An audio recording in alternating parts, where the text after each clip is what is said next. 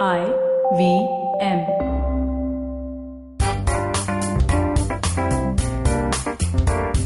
All right. Hi. Hello. All right. Yeah, I mean, it's the start of the festive season. So It's a start. who would have thunk this is going to be the festive season for a year where we are sort of at home still 8 months in, Yeah. right? Yeah.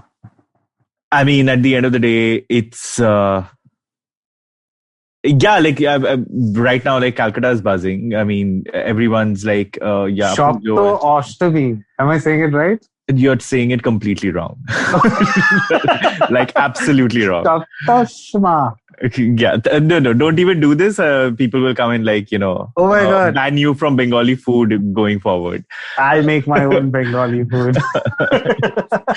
No, what is it? I'm so like... See, the thing with Bengali is you just have to make equations with Hindi. Like, you have Saptami, so you have Shoptami. You have Ashtami, so you have Oshtami.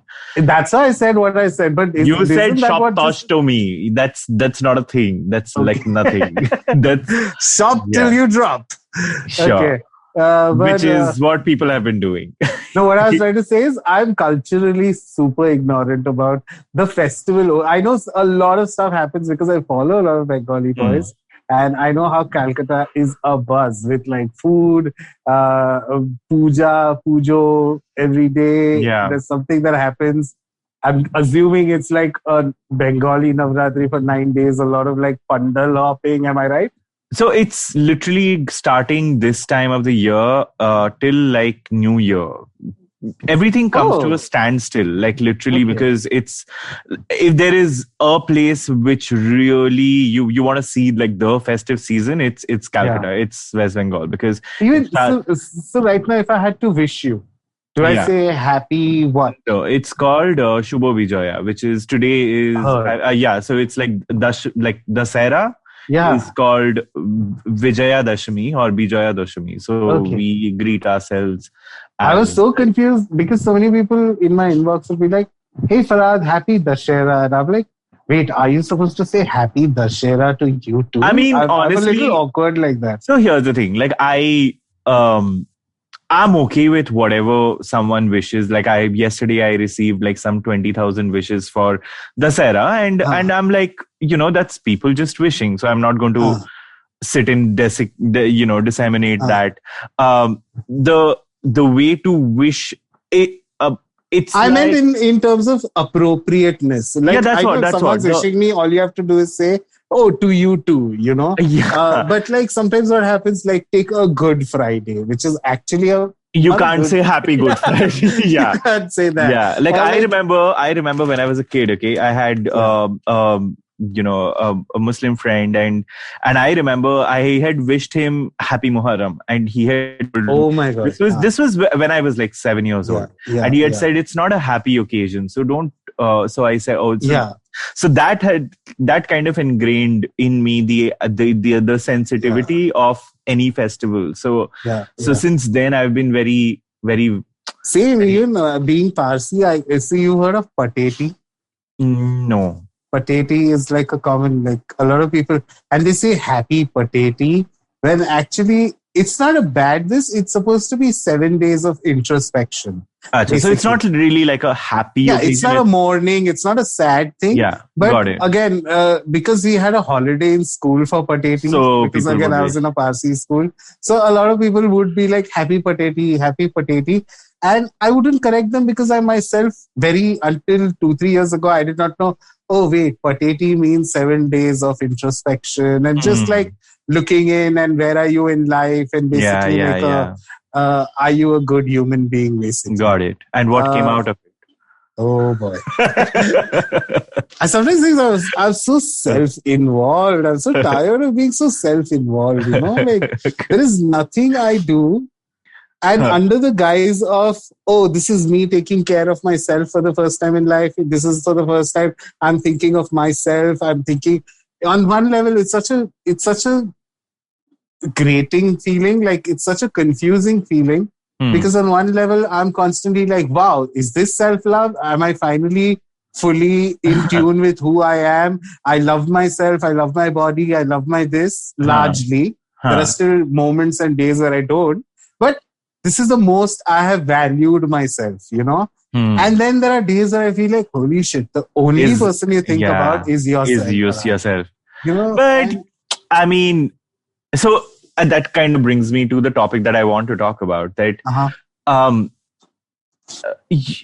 we have to realize, I've always felt like we have a very contentious sort of relationship with any kind of privilege. There are times where, you know, there is this journey that we need to traverse every day with any kind of privilege that we have. And I think it's a very interesting journey to me, because every single day this is like an exercise that I have been undertaking for a bit, where I ask myself, what kind of privilege do you have today? I mean, not to gloat, but what kind of privilege do you have today to justify yourself being on the happy side of things? And I've always maintained that I want to be a happy person. I want to be on the happier side of things. That's what privilege is. It's like this circular journey where in order to come to a point where you are in a good place in life, where you're in a happy place in life, you need to be able to see what gifts you have. And privilege is a very, very harsh term. But if you just, decode it as gifts, that's when you start treasuring it and taking care of it. And but is it wrong that I always see it as a slippery slope? Because it is a slippery slope. When you said the word exercise, right? It's like an exercise that you kind of do just to keep a check on your own privilege. Yeah. I do that too. And sometimes I realize that it's so easy to nullify everything that I have as a privilege. And then that. And, especially when I'm in therapy, which is a privilege, by the way. Also, which is a privilege, yeah. Yeah, which is a privilege. But I think that's going to be the hashtag, this is a privilege. Yeah, like what doesn't fall under a privilege nowadays? There is nothing. I hope I don't sound like, I'm one of those nepotism kids who's like, what is absolutely. I'm not trying to say that. I think that's what we should sort of try and unpack and unspool today, because that's where we need to come. Like this conversation about, and it's a very, very, very current topic, very relevant topic about, checking our privilege, identifying our privilege. I feel, like I said, the moment you take the word privilege away, because privilege is such a heavy term, right? Yeah. I feel like if you sort of supplement it with like a softer word, like a gift, where or an advantage that you have, suddenly this conversation becomes easier. I feel suddenly then you start seeing the good in it, because the moment you start picking privilege, then you're already doing it from a place of guilt. That I can afford this kind of food. Like I can afford to go out during the pandemic, without a care. Like I can afford to, sort of go out without depending on like public transport. So those are things that obviously you will start feeling guilty about it. I choose to, and this is again, that section where we say therapy. Which is why I said therapy is because so many times a constant bullet point that comes across in my therapy is because I am someone who does that to an unhealthy point, where I guilt trip myself for having more than other people, to a point where my therapist is like, hey, you're entirely disregarding your own feelings by doing that. I agree. I absolutely agree, because which makes me sound, again, when I say that as a sentence, I'm like, but it is true. Like but it is not untrue. I mean, are you? Let's be realistic. See, I'll give you an example. Pandemic hit. Yeah. I lost all my jobs. Yeah. I somehow, again, I'm struggling. I'm interviewing all the time. I don't have any gigs. I'm starting to think about how will next month's rent come? Will I have to move back in with my parents? Like that kind of looming horrible anxiety started biting away like piranhas at my feet. Yeah. But then constantly my brain would see the issues that migrants are facing in India and like the kind of stuff they're going to. And I'd always be like, I'd shrug off what is my struggle in front of this? Yeah, like what is this? Today I ate sausage pulao for lunch. I ate fried fish yesterday. What the fuck do I have to complain about? But I am constantly anxious that holy shit, my life is spiraling. But then I'm constantly a good rebuttal to myself or a good way to like shrug off that is by entirely shoveling it on someone who doesn't have it as good as me. And that also, sometimes I wonder, am I wrong to do that? I don't know the answer, honestly. Like, I'm no like expert when it comes to what's right, what's wrong. But this has been my way of sort of decoding it. First and foremost, it's very important not to start from a point of comparison. And of course. And for me, everyone's journey, everyone's struggle is different. I mean, there are valid struggles. There are valid struggles that everyone goes through every single day. Obviously, there is a thing called first world problems that. Hey, but that brings such an interesting point out, right? Just because you chose to use the word comparison. Yeah. Tell me, does the entire idea of checking our own privilege stem from having to compare yourself with people who might not have it as good as you, or people who you have it way better than? You know what I mean? So isn't the crux of it comparison? I'll tell you one of the reasons why I started doing that, and the crux is comparison, but the comparison isn't meant to make you feel like shit. Isn't meant to. The reason why checking our privilege has become important for the universe that we live in is so that we don't take it for granted. And so that in our effort to sort of, you know, to be able to recognize the privilege that we have, we also, in our own way, pass on the privilege. We also, in our way, include other people in the privilege. Like I feel like that is important to do. For example, this is we are privileged to be. I mean, I can speak for myself, to be someone who's out proud, who doesn't need to worry about being outed to family, jobs, where, you know, like I lose everything. If I have that privilege, I am using that privilege to kind of, the fact that I know I have that level of imperviousness to these experiences, like that can happen to other people. I'm using that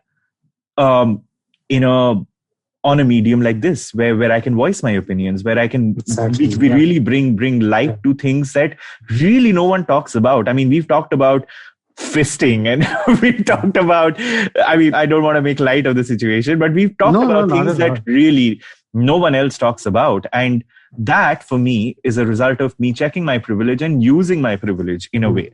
So I feel like it's good to check our privilege as long as we are doing something with our privilege. Obviously, it has to. We can't be expected to be like 100% altruistic, human being. But because I'm assuming so much of it comes as conditioning, also, right? Like so much of it is ingrained in us just to. I'll tell you something, Sunetro. I don't know if this is very out of left field what I'm about to say, but I until 4-5 years ago, I had a glass in my house that was, if my house help, if she ever wants water, that's her glass. You know what I mean? And I used to always hate myself, but I couldn't differentiate, is this coming out of like some OCD? Or is it coming out of this? Then I realized, holy shit, even your OCD is a privilege, because you think that, oh, because this person drinks from that glass, you might. And why I said conditioning? Because when I grew up in my family, it was a common thing. If there was a separate glass for like postman, mailman, if someone asked for water on your door, we always had like specific glasses for that, you know. And the more I educated myself about things like that, I started realizing that, oh, this just happens. Again, I don't know if I'll ever do any justice to this conversation today, because this is privilege in just one section, right? Like, because what is it, an elitist thing that, oh, because the person who's going to drink from this glass is not as financially sound as we are, so they need a different glass? Or whether, in fact, you know, once I had a very impassioned conversation with my mom. I was like, I just to check my mom's reaction, I took a regular glass that we all drink out of, okay, and I gave it to someone at our door. And my mom instantly said, Farhad, you know that's not the glass we use. And I said, I did it intentionally just to see her reaction, yeah? And I was like, but what's wrong if they drank out of this glass? And again, I'm not saying it was trying to show my mom in a weird light or something. I was just trying, I love to experiment and learn these things, right? I want to see where her psyche is about this. So she's like, you don't know about their oral hygiene, okay? But I was like, what makes you say that our oral hygiene is any better than their oral hygiene? You know, there might be a person out there who fucking flosses, who like repeatedly goes to the dentist because they can afford to every 6 months, you know, that kind of shit. So there's someone who's better up in this chain of oral hygiene. So if your problem is oral hygiene and it's not like a caste issue or a rich, poor issue, and it's just oral hygiene, then where is it stemming from? Which is why I use the word OCD. Yeah.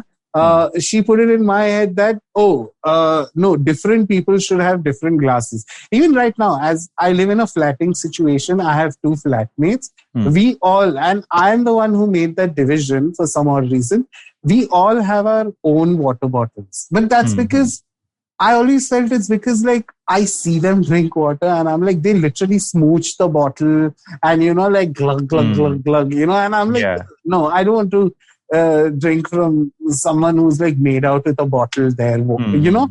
So sometimes it's not even a fine line. It's an almost invisible line that I have to blow the sand off. Like, and I have to keep finding it and be like, wait, am I being OCD crazy, cleanliness crazy, or is this still a hangover from what my parents have hardwired in my brain in some way? You know, it's again, I know this has not a lot to do with privilege, but you can understand why I'm bringing this up in this conversation. Like, it's such a, I don't know, I feel like, and then when I lift the leaf off or I look behind the curtain, everything that I think about, I feel like I have privilege in. Everything. Like, I'll give you an example. We'll get to that later. I'll get to that example later. But sorry, were you saying something before this? I've forgotten, but continue. Okay. No, like, I'll give you an example. And this is, I want to give an example where I feel someone is more privileged than me and they keep giving me crap about it, right? Not crap about it, but I'll give you a good example. My best friend, Mikhail, okay? He's the fittest person I know, okay? He is a regular with, again, pre-pandemic, but he eats only organic farm eggs. He doesn't eat any carbs. All his carbs are like got the picture. Quinoa, California, cauliflower rice. You know, he's one of those people. Yeah. He can afford keto desserts, which got it. Like, babe got the picture. You got it. Yeah. But what happens a lot of times is he constantly tells me about, dude, why don't you switch to keto dessert instead of eating ice cream, regular Abol ice cream? Dude, why don't you go to the gym instead of this? Why don't you this? And, you know, a lot of times I feel like, hey, Mick, what you're describing is a privilege. You get it? What I'm saying? Like, in that case, I feel like what you're describing is something I can't because, A, I can't afford it. Today, I'll give you, I don't want to get into like auntie mode, but a leaf of Chinese lettuce, which I love, okay? A leaf, one like leaf is 80 rupees. Broccoli is like $80 for a small, like floret, not even the entire bulb, just a floret is like 80-90 bucks. I want to eat healthier. I want to eat chia seeds. I want to eat sunflower seeds. I fucking love that kind of shit, But that comes at a cost, Yeah, absolutely. And now here's the thing. A lot of times are like, you don't have to be rich to make a healthy lifestyle choice, right? Which is what I do. If you see that I eat only dal, rice, fried fish, you might be seeing my Instagram stories a lot. Most 90% of my meals are dal, rice, fried fish. Dal, rice, fried fish or chicken curry rice. Dal, rice, fried fish, which is again a very like wholesome in like a privileged sort of a way. But what I'm getting at is, if you scientifically look it up, dal rice is now trying to be is like health wise, it's unhealthy to eat. Yeah. Because it has the wrong car. It's just, that's what I just constantly find myself. If I go into these privileged conversations now, I just suddenly keep bouncing around like a fucking pinball. Like which side you are on? Yeah, no, not which side. It's like, it's never ending then. Now, so what now? If dal rice is also unhealthy and the only healthy things are sugar-free that and salad this, and which are like super expensive. I'm not kidding. Today, if I want to have a good romaine salad made at home, it is way more expensive for me than to just make dal rice fried fish. I'm not even kidding. I'm someone who cooks. No, I get it. But I mean, what I'm trying to get at here is that since we are talking about privilege here, the issue that we want to highlight here is the fact that we need to check our privilege. So this is coming from, and the reason we need to do that is so that something like this doesn't happen. So for example, there are I remember there were days when I would refuse to go out anywhere because I would know that wherever I would go, I mean, obviously it's like a situation where everyone has to, no matter where we go, no matter how much I end up, like I'll be careful in terms of what I order, but usually you always go Dutch, right? But for example, my first couple of years in Bombay, it's not like I was earning, and my first 2 years, I was definitely not earning much. So as a result of that, when my friends who are like lawyers and like, on like they were in corporate jobs, they would want us to sort of go out and party. I would actively avoid. No. So I would actively avoid it because I know it was just like they would never want to go to. You don't want them to pay also. You don't want to say no. I mean, that wasn't even. Obviously I didn't want a pity pay, like obviously. But at the same time, I and again to everyone's credit, none of them were like this was a while back, like this was like in 20 like odd to 2012ish. So the idea of privilege was not even like a thing. So as a result of that, I would very actively avoid situations where I knew I wouldn't be able to pay more than, let's say, a bill of like, you had a budget. I had a very clear budget, and uske upar mera nahi hota tha. So I would actively avoid it. And I would have no way of telling my friends, I mean these people, that hey, not go to a place like that because it will be expensive for me. But now the good thing is that I realized that I remember a couple of months back, there was this chap who we were just hooking up, and he's like, in that stage, he's not very like it's a new job, and obviously he wasn't earning too much. So I would make sure that we don't go out. So I would always invite him home. So I tell him, home cooked food, like, because that was my way of making him feel comfortable. And any time that we would go out, I would ask him that where do you want to go? Do you want to go to this place? And how often do you want to go? Like, do you want to go like once in like 2 months? Then it's okay. So because so that that person feels comfortable. Because so just that, like to be able to realize that I have the privilege of cooking good meals at my house. So extend that privilege to other people. And that's what I mean. That's what I mean by why checking our privilege is so important. And these are obviously very tiny, minute, sort of, smaller issues. I think we should talk about the larger issues of sexism, racism, casteism, and all of that. All of those things. Let's talk about that in a bit. But yeah, that's why I wanted to talk about privilege on the whole over today. Amazing. Yeah, let's do that. Should we take a quick break and let's take a quick absolutely. Great. We will see you on the other side.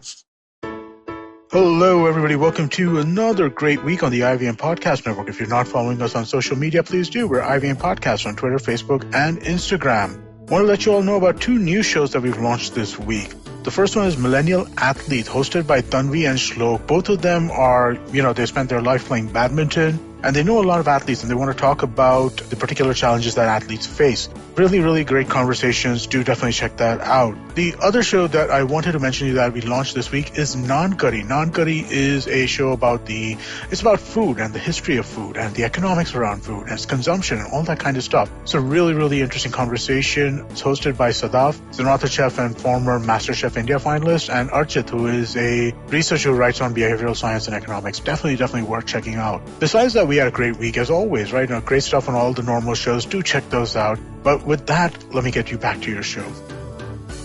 And we are back after a quick break, and we are talking privilege today. So while we touched upon smaller issues of privilege, where do we eat and, paying the bill and things like that, I think there's a large part of learning that I can speak for myself, that I have a large curve that I have gone through. One of the curves is understanding women, understanding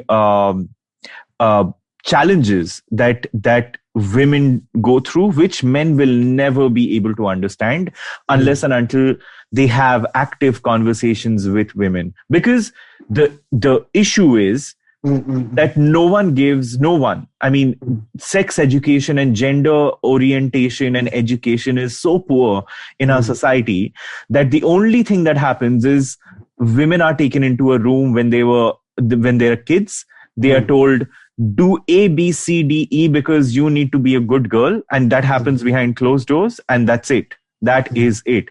Men are never told to be, to be aware of things that are normal.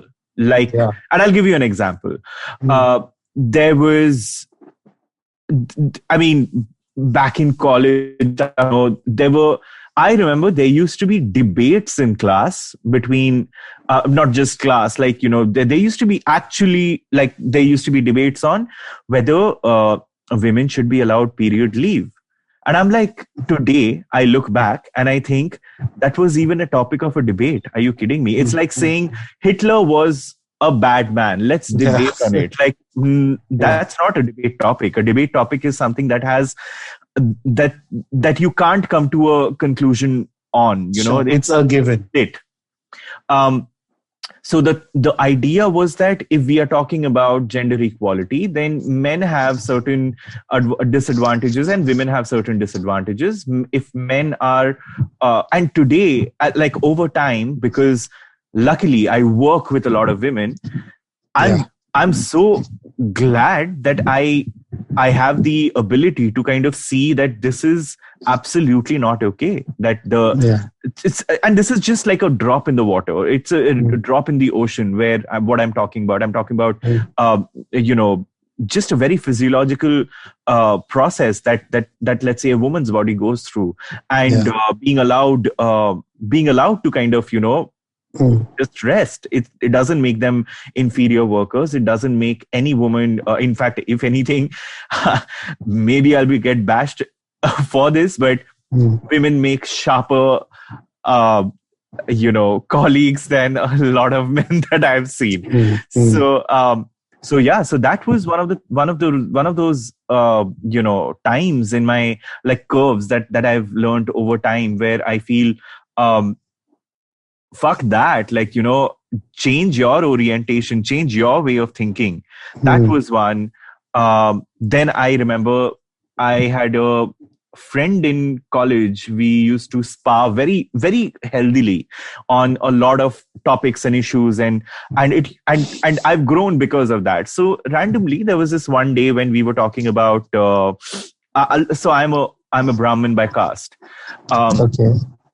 And not that it matters. Like I really genuinely, I don't care about what religion I come from and what caste I come from. But so the conversation kind of veered into this whole idea of why are so there's this rite, this ritual, that's the thread ceremony in among Brahmins, and we just got into. She said, "Why is it only for boys, or is it for boys?" It's only for boys. Okay. It's only for boys, and then that's what she said. Why the fuck is it not available for, like, why is this something that's not there for women? And I said, because it's just isn't. Why is it such a big deal? So she said, because it should be. And then I was like, oh, so you'll shave your head? And she was like, yeah, I'll shave my head. What's the big deal? And then suddenly I realized that I had no other defense for this rule other than it is this way. That was the only defense. Exactly. Okay, because it is this way. And then I was like, fuck, my logic is faulty. My logic is 100% faulty. And then I realized that how I have been saying so much, like I vehemently used to feel, had opinions against their, not like, the Pope has to be a man, for example. And at that point of time, I vocally used to say, why can't, papism be sort of open to women? And here I was taking an absolutely hypocritical stance on something that I have, that I hold. And that's when I realized, oh my God, I drip with privilege and I don't even realize it.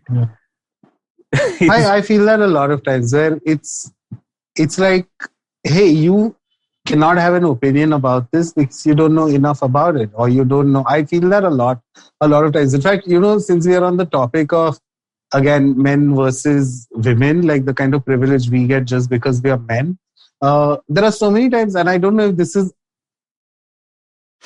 if this sounds like I'm making a mockery out of it, or if I'm joking about it, but a lot of times I find myself in a situation, like I'll give you like a stupid situation. I'll give you an example. Let's say I'm on a bus traveling, right, to Pune, yeah, and I suddenly need to take a dump, okay, and I'm like, holy shit, like, why do I need to take a dump? Because I don't want to poop in some weird Lonavala type stopover mall kind of place.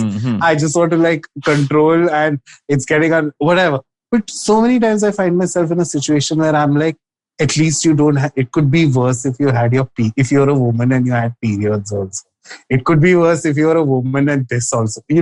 I had this constant habit, I'm not kidding, where I would constantly immediately feel like it could be worse for you if you were a woman and this was happening to you. It could be worse if this was happening to you. It could be worse if you had to go through childbirth right now. And I always used to wonder, why the fuck do I do that? Like, again, if I'm assuming this episode is going to be called Checking Our Privilege, or Checking Your Privilege.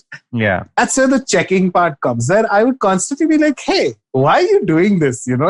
Why does the guillotine in your head fall on the travesties that a woman has to go through physiologically to make yourself feel like you are actually better right now? It was again, it's a microscopic thing that I found myself doing a lot of times, even like, as a matter of fact, I remember roaming around. I remember once when we were in Goa, it was me and a couple of friends had gone, and it was like 3 a.m. and we were roaming around in this Jeep, and this other car kept kind of like tailing us for a bit, okay? And we all were high off our rocks, having the best time in Goa. Either people are drunk or we are high on shit and whatever. But I remember this girl in our group, she kept getting very uncomfortable that this car won't get off our back, And we were just like, relax, you're being paranoid. But I remember that particular moment. I never forget, because in my head, I was like, I kind of understood why she was getting paranoid, because she's a girl. Her first, her template is to worry that, Of oh my course. God, there's something bad that could happen in this situation. Whereas I've never had to face something like that, even though I'm not saying men don't get attacked in the late of the night, but you know what I mean? Like, of course, again, I was having a great time. We all were having a great time. And you're like, oh, relax. It's the drugs. You're just freaking out because you are high. Don't worry. You're getting paranoid. But I kind of constantly, when these kind of things happen the next day, I tend to, and so much so that same night, can I tell you a very random thing that happened? Then just to calm it down, we all went back home, okay? Because again, everything was pretty much shut. We are like, okay, let's just go home and we'll like chill in the pool and whatever. And it was such a weird moment. Okay, I'm going to be very candid, okay? Can I talk? Like candidly, okay? Yeah. So we had done MDMA, yeah. And do you know the effects of it? Like, oh my God, the universe is beautiful. I love this bed sheet. The ground is so soft. This tree is so beautiful. Everything is suddenly like, because again, another alternate name for it is ecstasy. So we all were basically ecstatic and we were full of happiness and full of joy. And what happened was, one of our friends decided to skinny dip, okay? He took his shorts off, he took his underwear off, and he jumped naked. We all had a laugh, okay? And suddenly a girl in our group also decided to just yank her fucking bra, yank everything off, and she also jumped in naked. It was a great moment in our friendship, okay? Where for the first time, we've never skinny dipped. This is the first time I'm seeing people skinny dip. Not a lot of us joined in, but they were having the time of their lives, and right enough, right? The next day, okay, I suddenly sensed, like, between my friends, there was a, she shouldn't have done that. There wasn't a he shouldn't have done that. There was a she shouldn't have done that, And I'm like, why? In my head I was like, why the fuck can she not just be free and naked if she wants to be and swim in a fucking pool naked? How much is it to ask for? Like, like, it's a non-issue. If a person wants to swim naked, where does this modesty suddenly, even though we all like to believe we are so progressive and we are so forward, and look at us, we are doing chemicals in Goa and we have that kind of privilege to party and all of it. I was like, why did this wave have to break on a rock where suddenly it was, was she okay? Why did she have to do that? Yeah. And I'm like, what the fuck? It kind of made me feel, am I really friends with you guys? Not like, I'd not say this out loud, but like, you know what I mean? I'm wondering, where are they coming from? And nobody brought it up in the night, but next day it was because everyone's sober. Suddenly everyone feels like they need to have like a word with her. Is she okay? And the worst part is, she was feeling terrible that she did that. And I'm trying to be like, hey, you know what? You need to calm the fuck down. You were amazing. I loved your body. I loved how much you were laughing. I loved how carefree you were. It was amazing. I was trying to do that with her. But everyone's vibe was very like, is she okay? Is she sad in life? Is that why she would do this? And not a question was raised because the boy who started it did that too. I don't know, like these kind of moments really make me, again, if the topic is checking our privilege, I really, in these moments, it appears, or it kind of becomes obvious to me that, wow, I still live in these alternate realities almost, according to other people, where what I do and what other people are capable of doing or can't do or are not allowed to do, it just is like, again, there's so much that goes into it to like constantly keep an eye on. And that's what I'm saying, right? You said sexism, casteism, racism. That's the forefront of where privilege gets checked, right? But I always find in my personal experience that it's these little moments where I kind of learn, where I need to not only scrutinize but introspect how I might have it better, how I might have it different, how I might have it like, again, better than someone else, just because I am who I am. And I think, this lockdown has been a massive exercise in, understanding our privilege. Like, because everyone's, struggles are so out in the open today. Everyone's, you're seeing a plethora of experiences on the struggle, scale. And then you yourself are going through some struggle. And by this, I do not mean ever belittle your own journey, but also, it's important for us, for me, and I won't say for us, to kind of not say, why is everything bad happening to me? Like, it's important that I realize that no, everything bad isn't happening to you. There are other things that are happening in the world. Of course, that does not belittle your journey, which is why you have the privilege of speaking to a shrink. That's why you have the privilege of someone who's going to ground you to reality.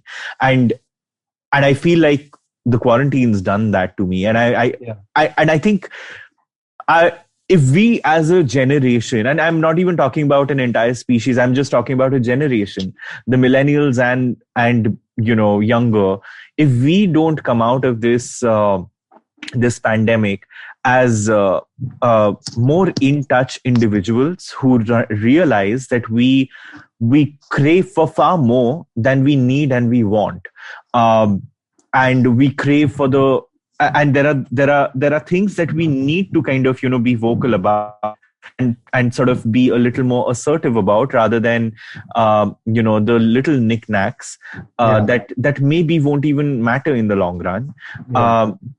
I think if we don't come out of this as bigger people who understand that privilege, it'll I think we are doomed as a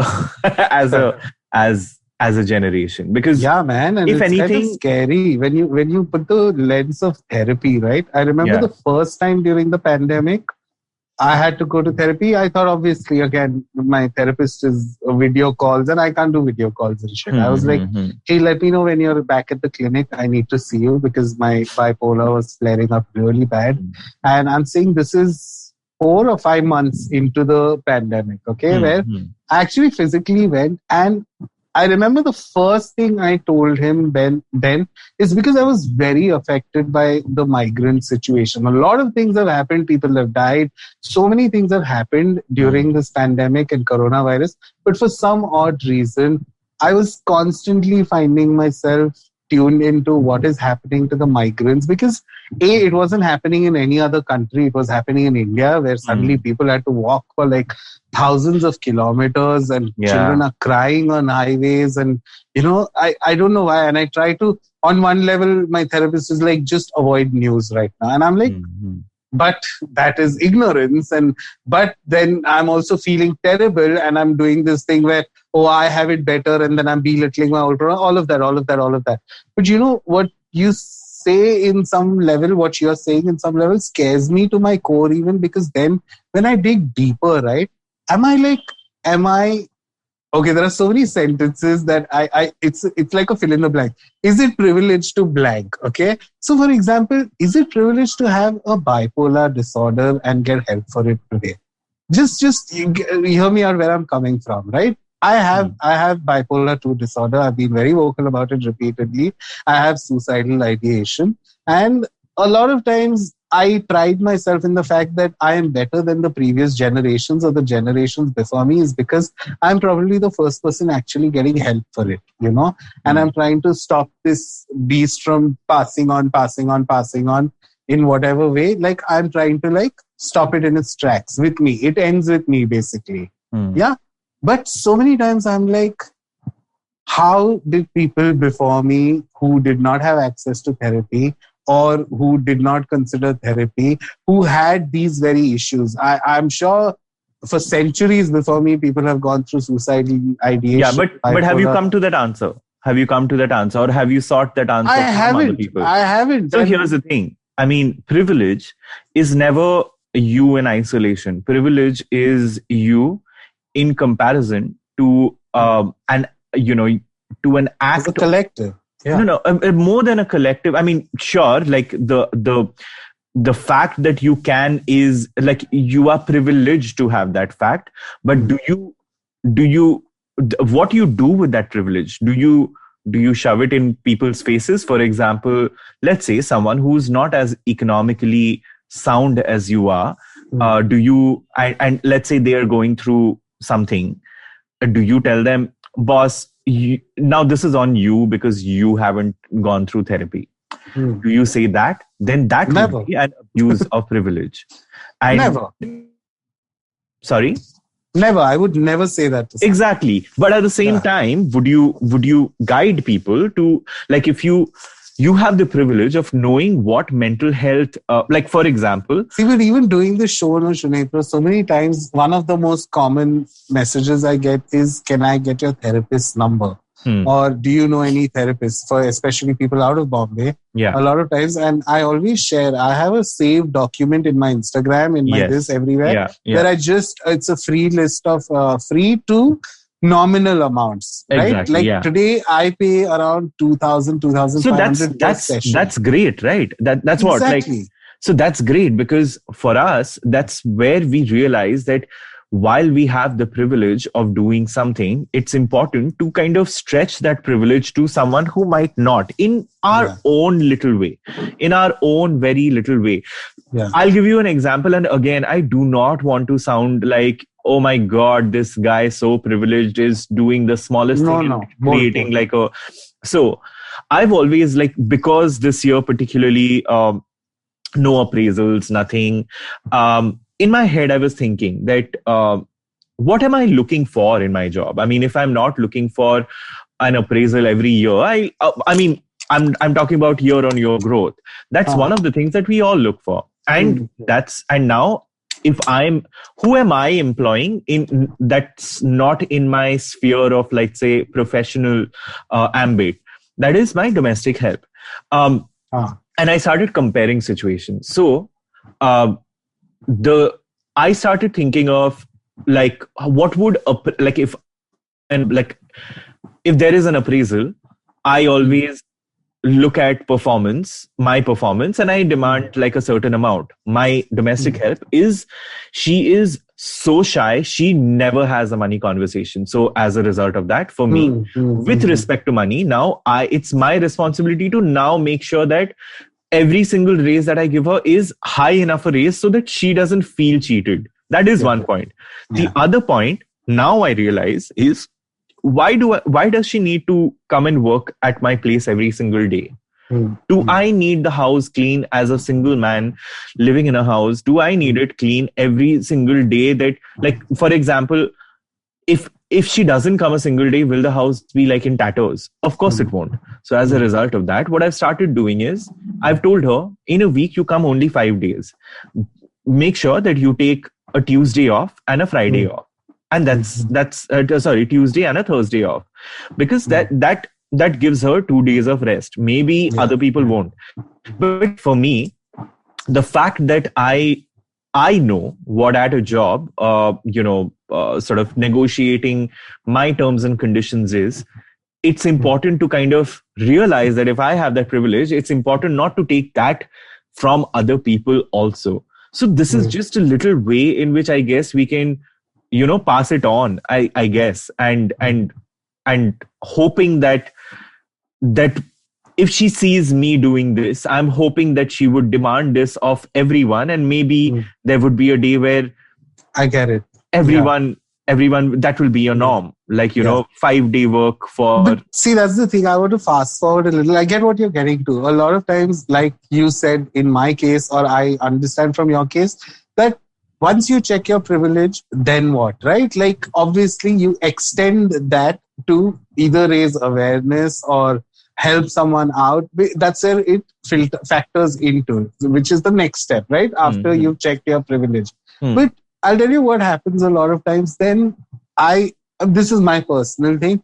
I tend to find myself being very sour about online activism, because I feel it's exactly what the term is, which is armchair activism or online activism. For example, right now with everything that happened in the Hathras rape, I saw so much and so much. Okay, there's no denying the fact that I learned so much about caste, more than usual that I would have if had that horrible incident not happened.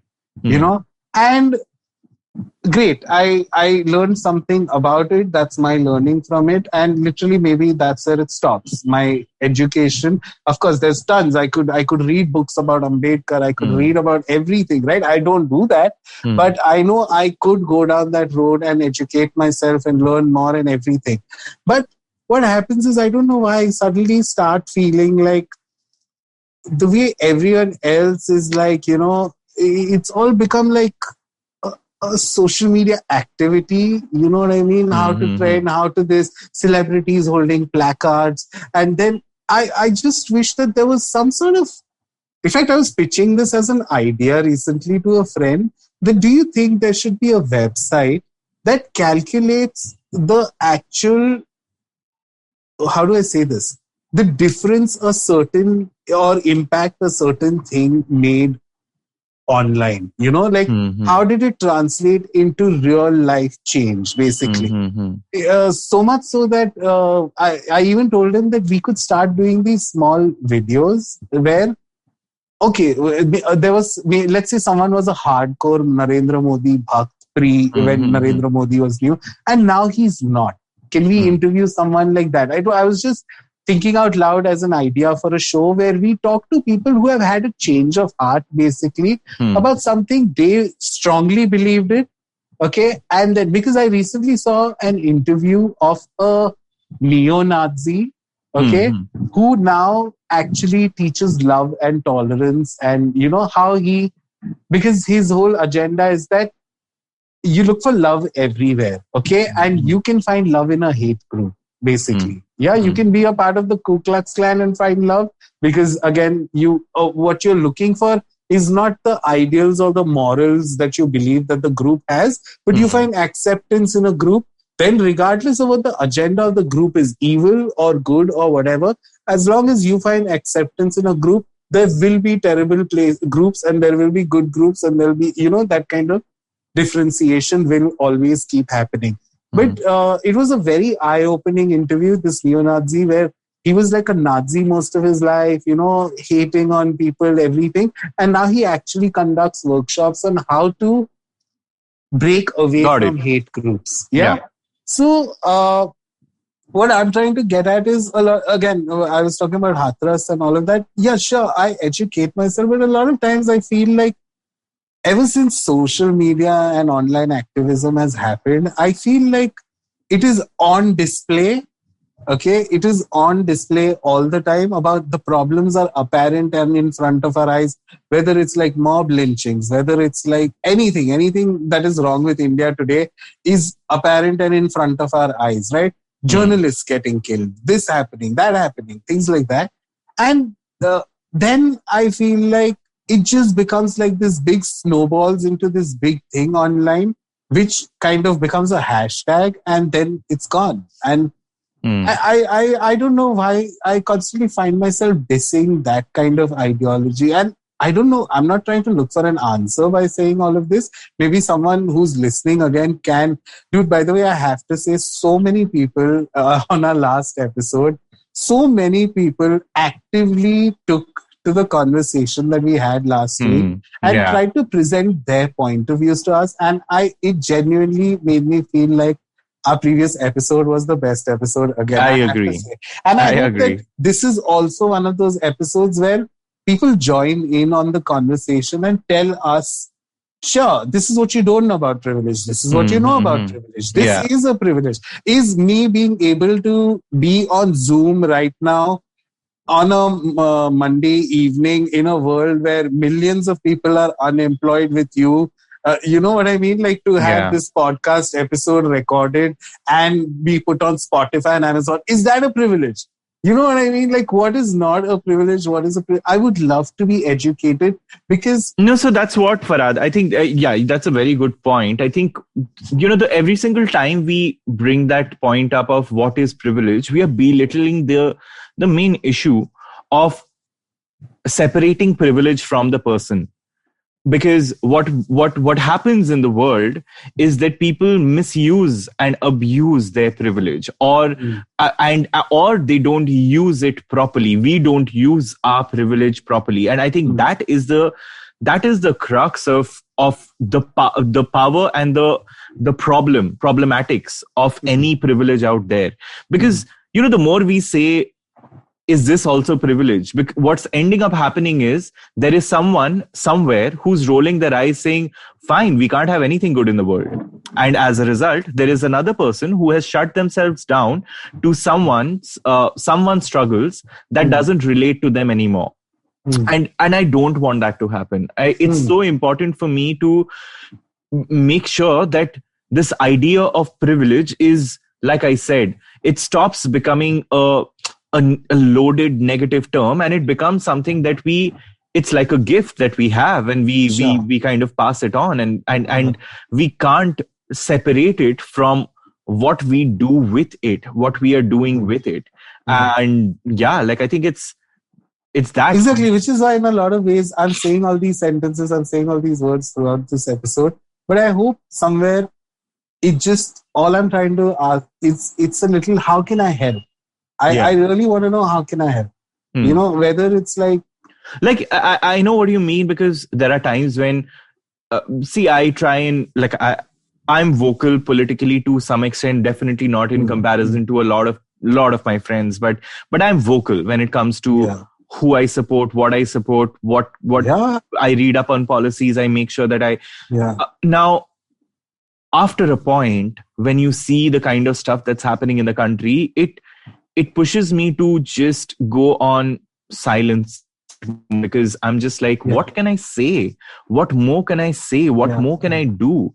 If the words, if this country, if this everything in this country is sort of headed south, I want answers to that. And if someone has answers to that in ways in which I can use, let's say, we can use our privilege in a better way, I'm only too happy to kind of hear. I'm only too happy to be party to that. So no, I get it. So many times if I'm not guilt tripping myself, I have people who guilt trip me. I'll tell you a very common thing a lot of people have brought to my attention or told me before, that we never see you talk about politics. And I'm extremely vocal as in I'm not vocal about issues, but again, I'm making this about my Instagram and all, which in itself I think is privileged. But how do I say this? If you follow me, a lot of people who follow me, they tend to see I'm memes, I'm cats, I'm food, I'm, and I will talk about everything under the sun except politics. And I have got the question, are you apolitical? Why don't you ever talk about politics? Hey, could you share this article?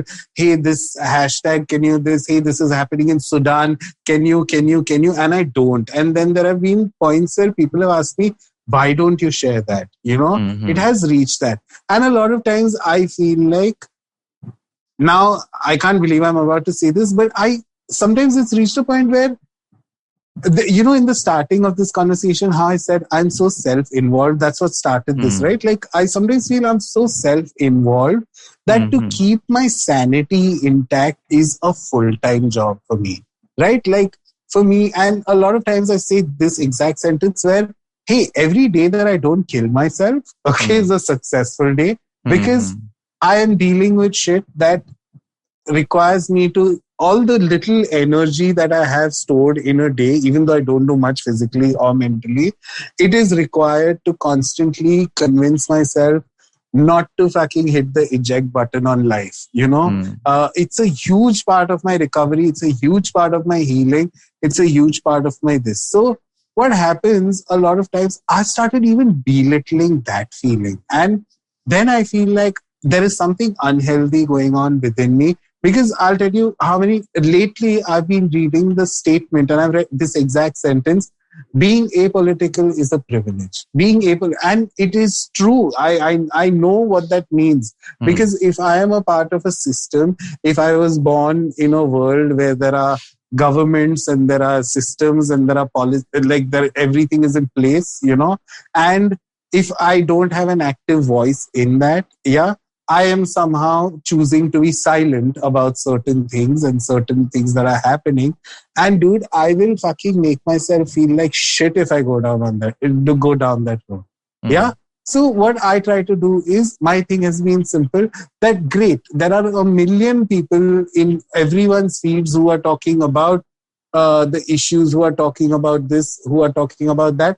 I am the memes guy. Yeah, come to me for the memes. Like I just want to be a little oasis in this horrible market that is of like just where everything is fucked up. Yeah, and again, I'm not saying this from a negative, pessimistic point of view, but I genuinely feel like in a world where we constantly on a daily basis feel like, holy shit, the bees are dying, the Amazon is on fire, our prime minister is a fucking dick, Donald Trump, it just never ends. Bezos, he's fucking the laborers and caste and racism and Black Lives Matter. It's just fucking, I don't know. I don't know what I'm trying to get at, but again, I'm trying to just say that I find the internet is becoming a harsher and a harsher and a harsher terrain because everything is happening, and this starts right from your basic video of someone kicking a dog or throwing a dog off a building, those kind of videos that make it online, to like a horrible lynching or a horrible rape or something that's happening in the country. I feel like everything is in our view, in our sight now, because if it's not on Twitter, it's on Instagram. If it's not on Instagram, it's on Facebook. Wherever you look, these problems are apparent to us more than ever now. In fact, I remember my dad, out of the blue, my dad is he's not very coherent anymore because of his dementia. And this time when I was spending time with him, he was reading the newspaper, and I joked about, in my head, I immediately mocked him because I was like, my dad still gets the news from the internet. What would happen if he was on a Twitter, and he knew the level of news, how fast news is nowadays, how everything, there are discussions and debates and things, which is, I guess, healthy on some level. But my problem is, it's not my problem, but what really throws, my dad suddenly said, I laughed at him. I was like, how are you really reading the newspaper? Because how much do you get out of a newspaper that you cannot get out of the internet today? Like, why don't you switch to the internet, basically? And he literally just put his newspaper, like one sheet of newspaper down to look at me. And he said, I feel bad that you have to consume so much news nowadays. And it really made me step back. I immediately stopped joking about it, and I kind of got what he was saying, Like, are we a generation or a civilization now that is so aware of all the things that are happening on the planet so much that we constantly have this looming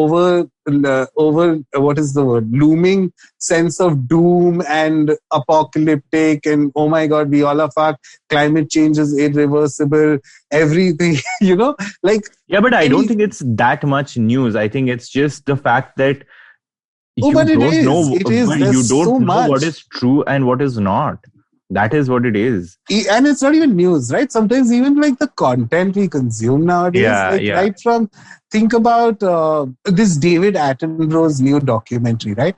I felt so sad after watching that fucking documentary because these are things that we learned in school, right? The ice caps. We as a human species have pillaged and ravaged this planet irreversibly and this and all of that. But I just like, there is nothing left. And I don't know where I'm going with all of this, but a lot of times I'd like to know where you're going with that. I just hope that someone out there can just get back to me and say that, listen, you are getting too tangled up in what all is going on. this is all you need to do in today's world. Because I don't think me just saying anymore that my mental health comes first, which is why I'm apolitical. I come first, and my well-being comes first, and me not killing myself. No, I mean, first and foremost, putting yourself first is not wrong. Okay.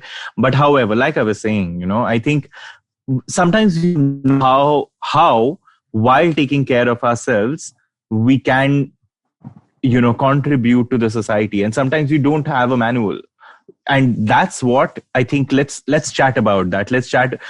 I would urge people to kind of nowadays that feeling is wo pani kam chai ho gaya, thoda cutting ho gaya wo, ke like that reason doesn't float anymore, where taking care of yourself, sure, no, but that's what I'm saying, that I mean, in the same breath, there are thousands and thousands of studies and memes and tweets and this and that also say put yourself first. So like, what is the truth, what is not, none of us know. The point is, this is what I want to do. I want to put myself first because it is important. How will I contribute in any form or way if I am not well? So we need to put ourselves first, but not to obviously to make sure that while we keep ourselves healthy and all that, how do we make sure that we continue to contribute? How do we make sure to extend that privilege? And that's what we should, I think, like that's my last bit where I, that I want to say today, and I want to leave for all our listeners to talk about and discuss with us, to say, how do we go around doing that? How should we do that? How do you do that? Honestly, I'm at a point, somewhere in this podcast, I even said, I want people to tell me, how do I educate? I sometimes feel like the resources are all there. I shouldn't even be bothering anyone to like sit and, hey, help me understand this and all, because everything is at access, it's like, accessible. I can educate myself sitting online, read the right books, read the right this. But again, I just constantly, I don't know why, I feel like there's a great like divide between who I am as an individual and where this world is heading. And I don't want to go in that direction, but because I'm on a planet that I cannot control, I have to go in all these directions. And in the end, I just end up again, I can't give a better visual analogy, but I just feel like a pinball machine ball, like that just keeps bouncing off. Then I feel fucking entirely mental. And I hope nobody takes offense to that word, because I do feel mental. And then I just like go like, you know what?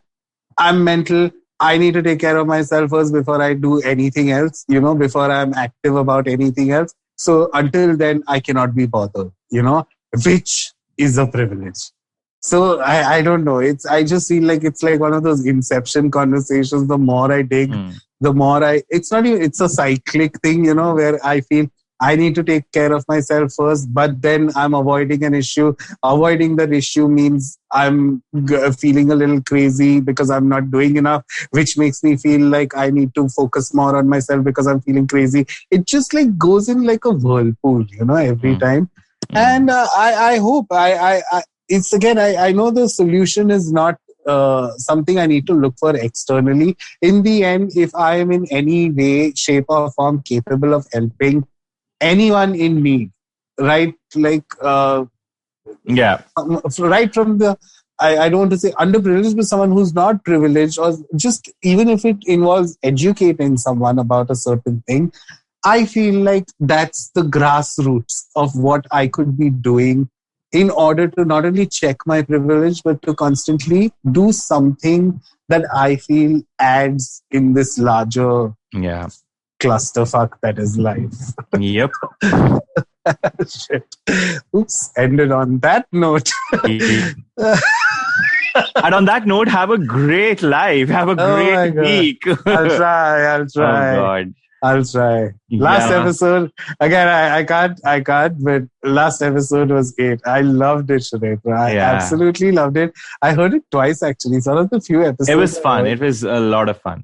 Oh my God. And I have to say that because we were not seeing eye to eye on a certain thing, But I just, even when I heard it 2 more times, I love how you stood your ground and you made your point and I understood your point. And in a lot of ways, I felt like you did not understand my point and where I was wrong. I did realize, I shouldn't have said that. Yeah, maybe that's a little outdated for us. Like I found myself introspecting a lot.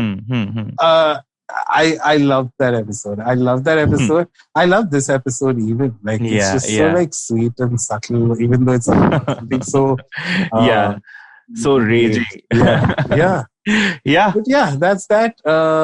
Thanks everyone for listening. Yeah, and have a good festive week and writing to us because it's just like the outpouring of love this week has been insane. Amazing. Like it's just like I even enjoyed leave alone love. There were people who called me who did not call me out, but they messaged me like challenging me that why did you say that? And I rarely, again, like some people who message us, I don't know about you, some people send messages. Like like it's never one message. It's like 3 pages worth of messages.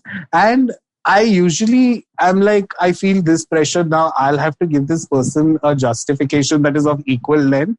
They are interacting with our show, so I have to like be more active. And but this time even I did that. I was actively participating in this conversation, trying to understand what am I saying that is so wrong. And it was great. It was great. I just felt like it had movement. That episode had movement and made some kind of a huge difference. And okay. I will see you next week, Sunetro. Yes. Thanks so much for another conversation. And thanks for everyone who's listening. We'll see you next week. Okay? All Bye. Right. Bye-bye.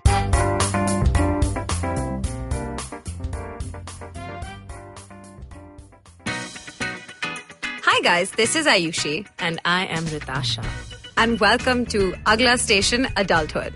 It's a fun podcast we've got going on and we'd love for you to tune in and enjoy with us. Join us as we stop at various stations and discuss different topics that seem to be bothering us and hopefully you as well. Relationships, beauty, just being an adult, lots of different things. We don't have a great grip on it, but we've done okay so far. Catch Agla Station Adulthood every Thursday on the IVM app, the IVM website, or wherever else you get your podcasts. पेश खिदमत है आपकी शान में हमारे अंजुमन से. Hi, I am Sadaf. And I'm Arshid. खाने का इतिहास, economics, policy, psychology, सब है मेन्यू पे. Only on the नानकारी podcast every Wednesday सिर्फ IVM पॉडकास्ट ऐप या वेबसाइट पर या फिर जहां से भी आप अपने पॉडकास्ट सुनते हो.